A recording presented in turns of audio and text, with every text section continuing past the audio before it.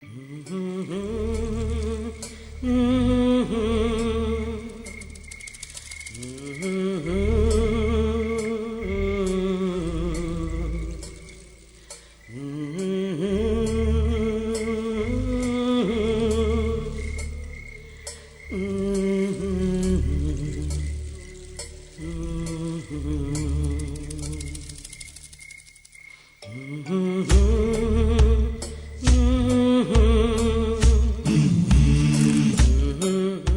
expose actuellement à l'espace culturel de Romba. L'artiste Jean Nou nous plonge dans son monde, fait de sculptures d'acier et de toiles abstraites. Rencontre avec cet artiste à la fois passionné et passionnant. Je me définis comme un sculpteur, en élargissant un peu peintre-sculpteur, puisque je travaille les deux. Et j'aime particulièrement l'acier. Donc le travail du métal, c'est quelque chose qui est très intéressant parce qu'on peut vraiment travailler des grands volumes.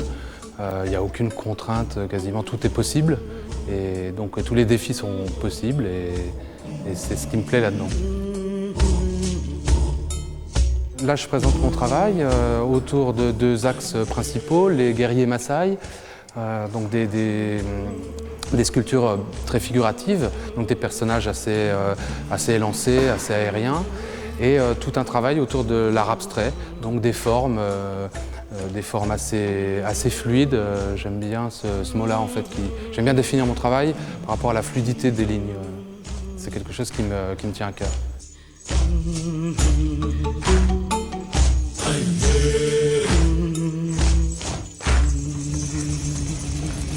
J'ai voyagé pendant une dizaine d'années en Afrique de l'Ouest, donc j'ai pas forcément rencontré les Maasai, mais beaucoup plus les Touaregs.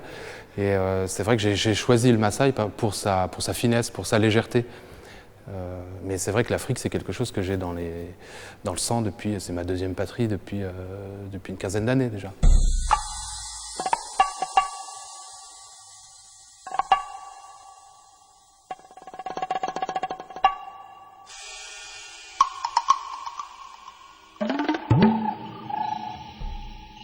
J'essaie de travailler quand je ne travaille pas des formes figuratives, quand je me lance sur un travail plutôt abstrait, j'essaie de faire abstraction finalement d'une sorte de réflexion. Je recherche plutôt la spontanéité et c'est un travail que m'a inspiré un autre sculpteur qui est japonais, donc Kishida. Et c'est justement, je m'acharne à laisser passer la créativité en toute spontanéité. Une spontanéité malgré tout maîtrisée qui dégage une technique surprenante où chaque sculpture ne laisse pas indifférente. Des grandes sphères aux guerriers Maasai, d'une volute de pots d'échappement à cet essor en ressort de moto, on voyage à travers l'abstrait, l'acier patiné et l'acier poli, entre les vis et les écrous. Cette exposition, elle a un sens, elle a aussi une histoire.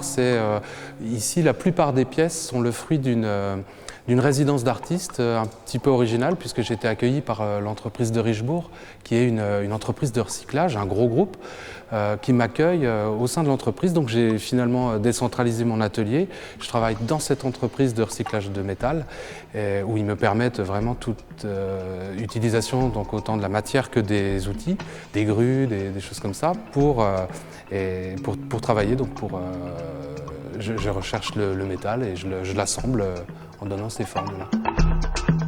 Disons que l'œuvre finalement est monumentale, enfin relativement monumentale, mais les moyens nécessaires ne sont pas forcément énormes. Je me souviens quand je suis parti au Maroc faire justement une sculpture en acier, j'avais tout mon matériel, tout mon atelier dans un petit sac à bagages, quoi. C'est aussi ce qui est intéressant avec le métal, c'est qu'on peut finalement se balader et puis créer en fonction de ce qu'on trouve sur place. Je donne une deuxième vie finalement, c'est aussi entre guillemets dans la semaine du recyclage, parce que ce sont des sculptures créées avec des matières qui étaient destinées à être refondues, à être recyclées, alors que là on la recycle d'une autre façon en créant une œuvre d'art. Et finalement ces pièces étaient dans du béton, hein, donc dans des immeubles qu'on a abattus, et là c'est reparti pour une vie, j'imagine, beaucoup plus longue que la première.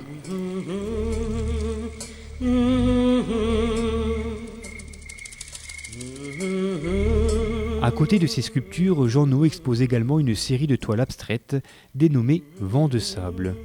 Un hommage, une fois de plus, au continent africain. La peinture, donc, c'est un travail que je réalise depuis une quinzaine d'années. Donc, je fabrique la peinture à base de terre, de pigments, de choses comme ça. Ce sont des éléments que j'ai ramenés au départ d'Afrique, du fèche-fèche, enfin, des poudres comme ça que j'ai broyées et mélangées. Donc, ce qui donne un aspect de terre, toujours sur un fond un peu abstrait. Ce sont plutôt des vents de sable, donc là aussi il faudrait se poser dans un fauteuil et puis méditer. C'est plutôt des toiles de méditation où tout le monde peut finalement, en se forçant un peu, imaginer des personnages qui arrivent ou des horizons lointains.